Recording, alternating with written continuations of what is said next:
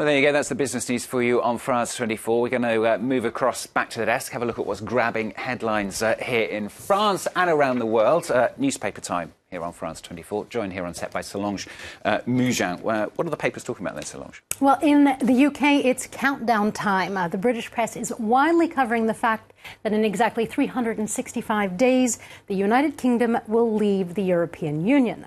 Now, the Scotsman wonders if Scotland, which voted largely against Brexit, is ready and prepared to leave. Now, to ring in the one-year anniversary, the UK invoking, there you have it, a zipper between the Scottish flag and the European Union flag. Now, to ring in the one-year anniversary of when the UK invoked Article 50, the Daily Express chose an image of a cliff.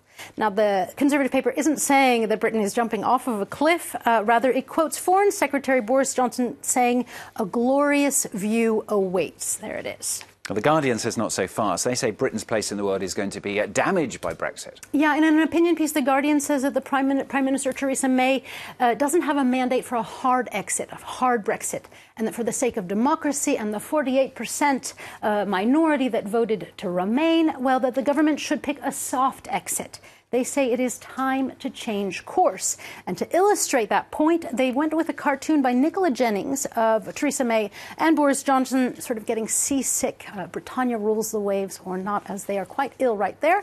Now, sickly leaders was also the theme of the front page of the cartoon of The Independent. There you have a rather sickly-looking Theresa May cutting the rope to be catapulted off a cliff as well in exactly 365 days. Yeah, not too optimistic, those cartoons. No. Let's turn to France now. The French press is widely covering yesterday's tribute to Arnaud Beltram, of course, the police officer who gave his life instead of hostages during a jihadist attack last week. Yeah, many of the front pages have strong images of the tribute from yesterday. Both the Parisien and Le Croix went with the headline, "A Spirit of Resistance." President Emmanuel Macron's tribute was also picked up, though, across the channel in the UK.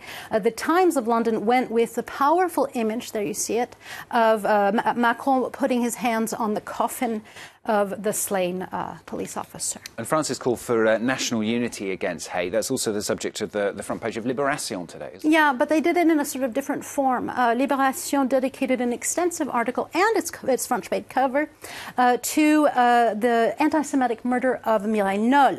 They say her death was, quote, "a sursaut," or a wake-up call. Yesterday's march against hate crimes and in her honor and against anti-Semitism was a positive step for Libération, according to Libération, thanks to the large turnout. For the paper, it's time to talk about the changing face of anti-Semitism in France and to make sure that an atmosphere of sort of indifference doesn't prevail or that political divisions don't take over the narrative of the 85-year-old's death.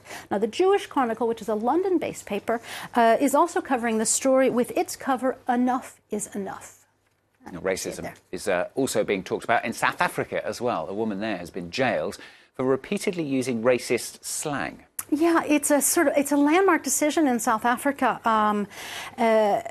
by a court in Johannesburg. A woman was sentenced to 3 years in jail for repeatedly using the K word. Now, the K word is, you can go look it up, but it's basically slang and the equivalent of the N word in the United States. Huffington Post hailed this verdict as a great step to changing what is permissible and what is illegal in the country. Okay, science news now on the programme. Researchers think they may have found another organ of the body, really? Yeah, it's called the interstitium. Okay. And it could, according to scientists, reshape how we look at the human body and how we look at our other organs. Because according to Business Insider, it fills the space between our organs, and it is actually an organ. I thought there were other things filling that space, but anyway, yeah. okay. They found some new things about that. Right. You can find more about that in the Business Insider, and it's situated right beneath our skin. Okay, and sticking with skin, why not? Be careful about what touches it, because you found some important advice, haven't you, from parents? Yeah, rubber ducky, you're the one, as the song goes, or not.